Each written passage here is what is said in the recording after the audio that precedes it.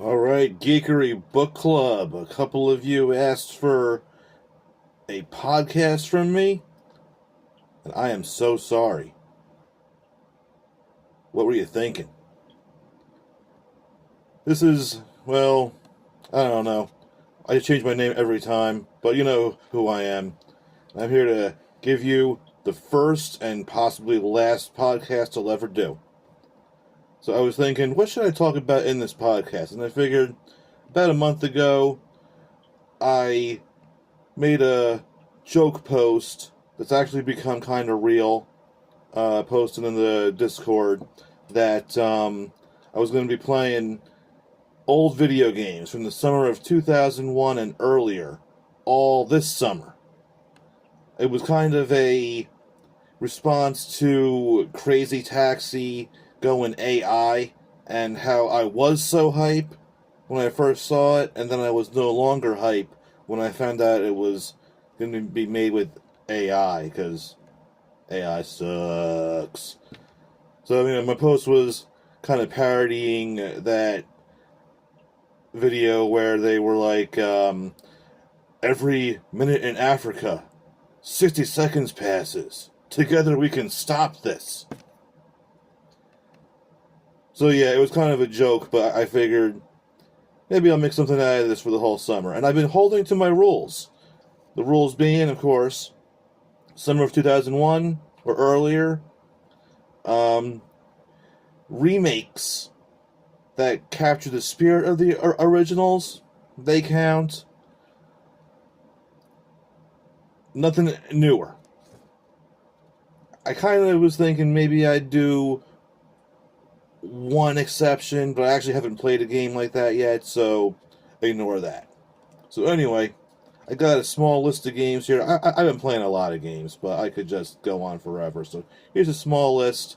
I got some notes. I got some details. Let's talk about them for a bit. So I figure I might as well start off with Crazy Taxi, the game that kind of started all this summer off. I always considered Crazy Taxi to be the last of the old school games. Just your good old fashioned getting the high score sort of game. Came out in the arcade, 99. Just good times. People think of it as a very fast pick up and play, game's over in 5 minutes sort of game. And that's, I feel, surface level Crazy Taxi. Once you get into the mechanics of it, namely the limit cut mechanic, where you do a reverse and then a drive really fast in conjunction with your gas, it makes your car go a whole lot faster and it extends your playtime by a whole lot. I actually found this to extend the life of the game for me significantly. I had stopped playing and then I figured out this mechanic and then I started playing a whole lot more. I got so good at it, I go to the arcade, I'd have crowds surrounding me at the arcade cabinet. And man, Arcade Crazy Taxi was just something else. Like, you could not be good at that game and not completely beat up that machine like it owed you money. To play it well was to play it violently. And, like, I would be on there 45 minutes at a pop, and then I'd be walking away from it after getting the highest score. I'd be walking with a limp because I was just slamming on everything so badly. I was taping up my fingers to prevent getting blisters. It was just nasty. Um, Figured I'll touch on Crazy Taxi 2 on the way out of here, but the next game I want to talk about is Top Gun Fire at Will for the PlayStation 1, a very early long box release. And it just really exudes the early PlayStation 1 sort of gameplay experience where it was, sure, 3D, polygons, yada yada, but it still had a lot of the 8 and 16-bit trappings, like your lives, the way the menus worked, the way the saving worked. They even had live action cutscenes, which I think had one actor from the original Top Gun movie. Um, to play it, it was pretty okay. And I found that Top Gun as a franchise has a pretty good history of having pretty okay games. I never played it before. I just felt like it was worth trying out. Something I might think of as an alternate 90s for myself. Moving on, we got Marble Madness, and I actually played a bunch of home versions. I actually found out that there were two Sega Genesis versions. One came out in Japan, which is actually pretty well arcade perfect. But I've played many of them, and I still think the NES version's my favorite in every regard. Graphics, gameplay, nostalgia factor, because I had the cartridge back then. I saw the commercials when they were new on TV way back in the early 90s. I have memories playing with my mom in the evening when my dad was out, working or getting some errands done, which is nice. And then, man, Marble Madness, that was a trip, right? Like a acid trip, which is like, if you were ever in a situation where you had to pretend that you were on drugs, maybe it was a peer pressure thing, maybe you were in a bad spot and like everyone's tripping around you and you just want to like get out of there, but you don't want to be too conspicuous about it, you can just describe Marble Madness. I mean, think about it. Oh, dude, I'm a marble. I'm a marble in a maze. Everything's geometric, and there's numbers just on the floor. And if I jump off this jump and land on a number, it gives me points based on that number. And oh no, wait a second, there's an enemy ball, and there's just acid on the ground that just melts me. But then I come back to life. And oh, what's this one level? Like everything I know is wrong. I'm accelerating uphill? What's going on here? Yeah, just think about it. It's a good time. I was going through my collection of ROMs for Final Burn, actually. And I like playing arcade games on Final Burn over MAME these days, when I can, whenever they're supported. It's got better audio and video sync. You don't have the stuttering of the audio if you have VSync on and things like that. It's just a good experience. But I'm just going through my list of games one day, and I just came across Heavy Smash. What's this game? I have no idea. Let's just start it.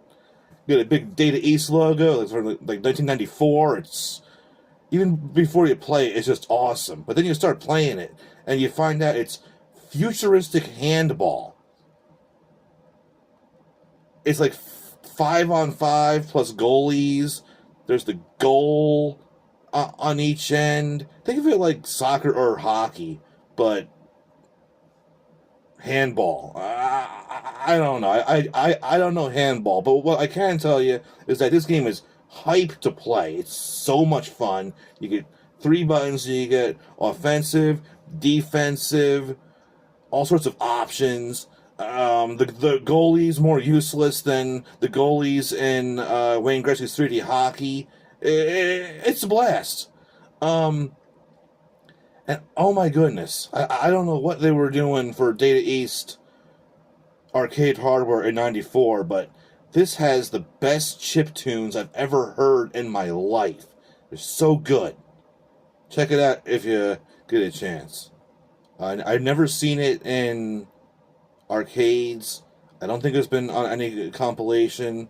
Maybe it's one of those arcade archives things on the consoles, but whatever. Check it out. It's pretty cool.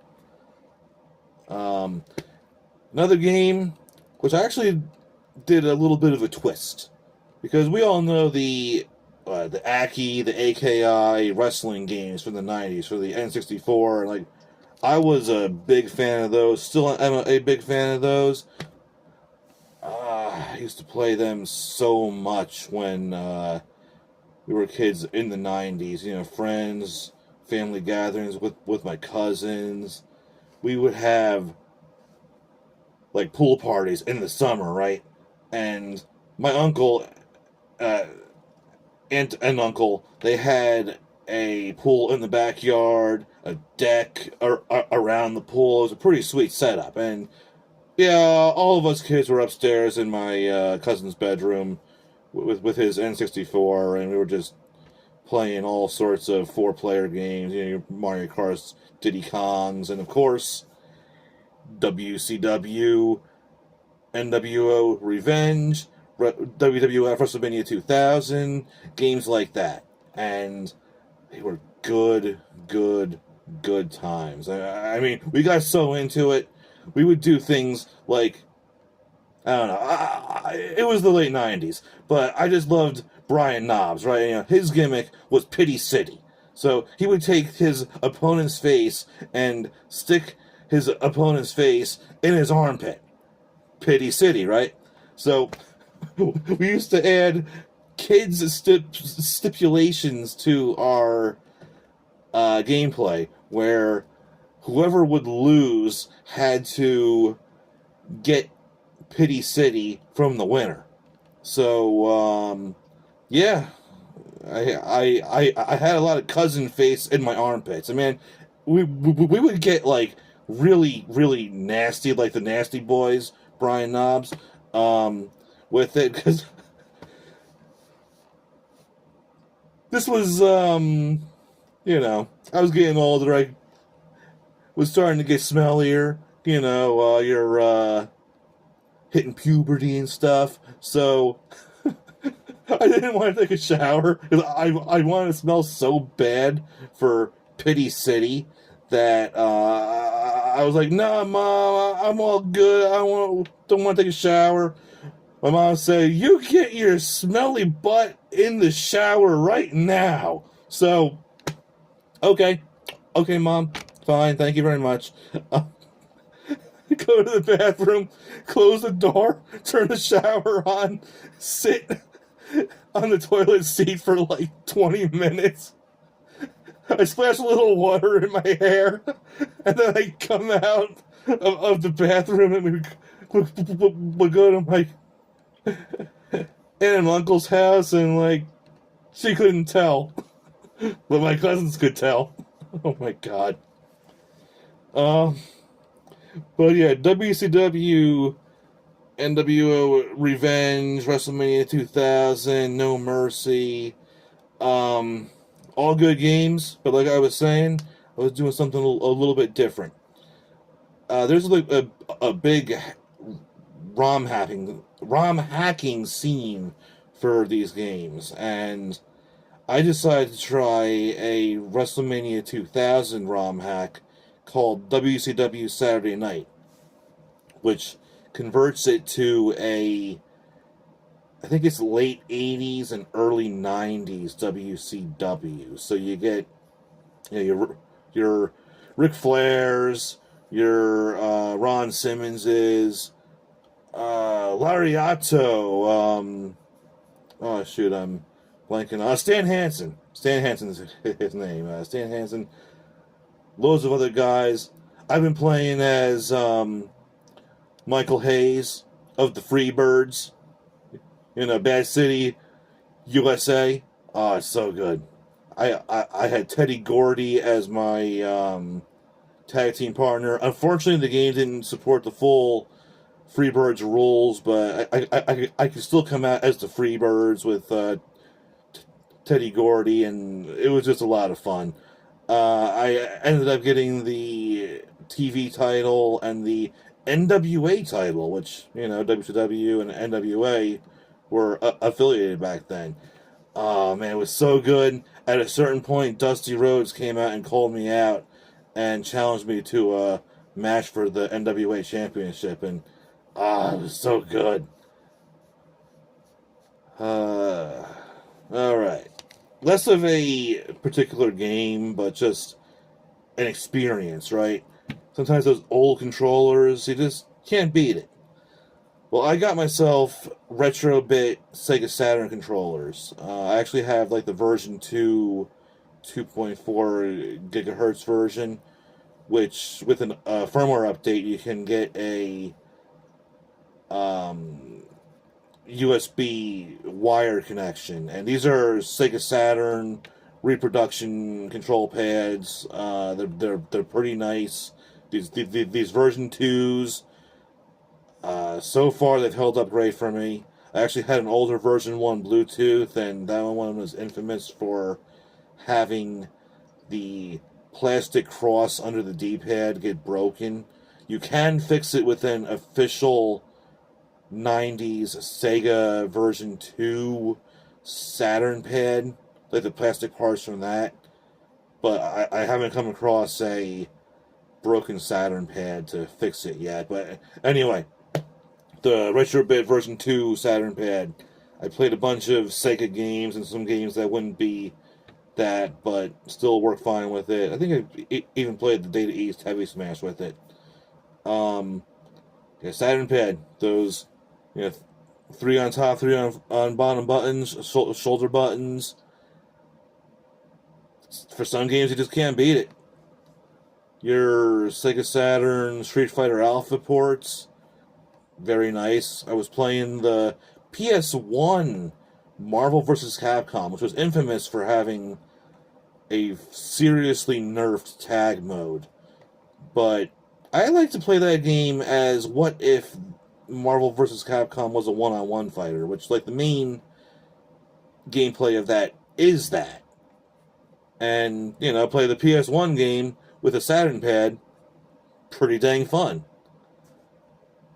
I don't know, I just like the Saturn pad. I usually use an old wired Xbox 360 controller, but while that's good for almost anything, as far as, like, Super NES or newer, that sort of controller style, that old Sega layout, you just can't beat it with a Sega controller.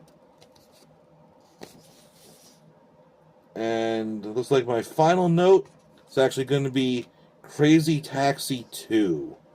And oh boy, this is going to get very,